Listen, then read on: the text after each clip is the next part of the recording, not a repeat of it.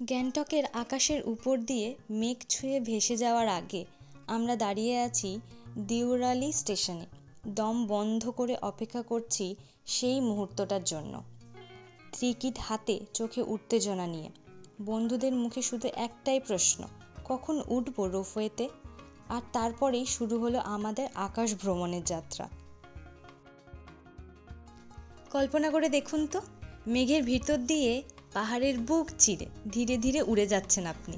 চোখের সামনে 360 degree view, পুরো গ্যাংটক শহরটা দেখা যাচ্ছে, আর দূরে তুষারে ঢাকা পাহাড়।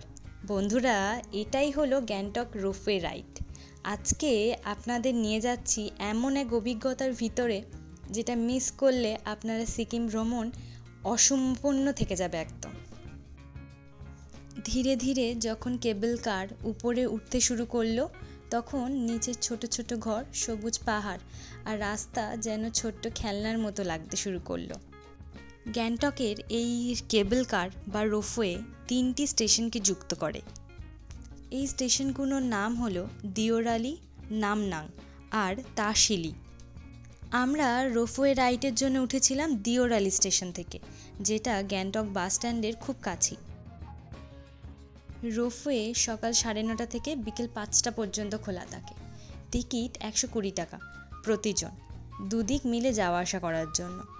সেরা সময় সকাল ও বিকেল, যখন আবহাওয়া পরিষ্কার।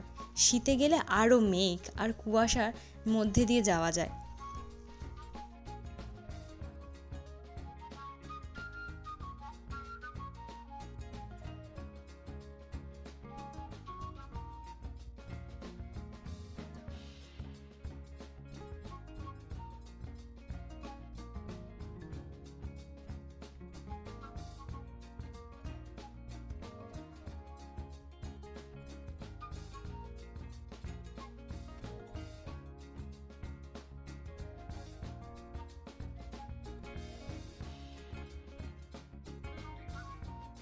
সবচেয়ে সুন্দর মুহূর্ত ছিল যখন রোপওয়ে প্রায় মাঝ বরাবর এসে পড়ল।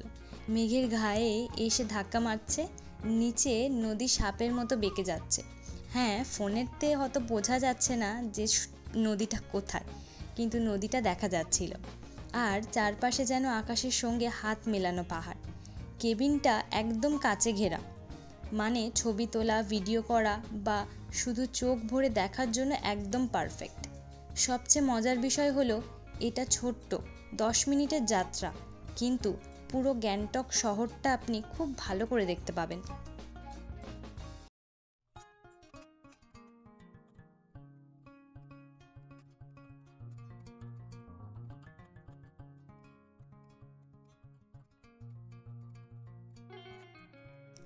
গ্যাংটকের এই রোপওয়ে রাইড আমার সিকিম ভ্রমণের অন্যতম হাইলাইট।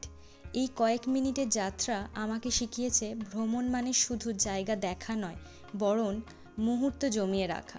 আপনারা যদি গ্যাংটক আসেন, রোপওয়ে অবশ্যই লিস্টে রাখবেন।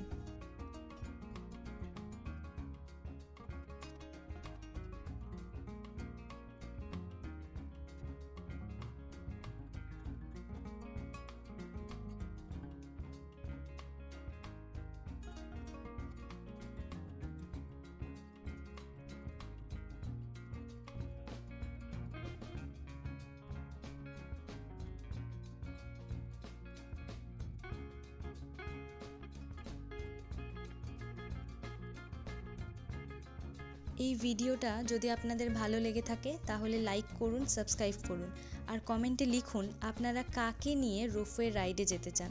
দেখা হবে পরের ভ্রমণ কাহিনীতে। ধন্যবাদ।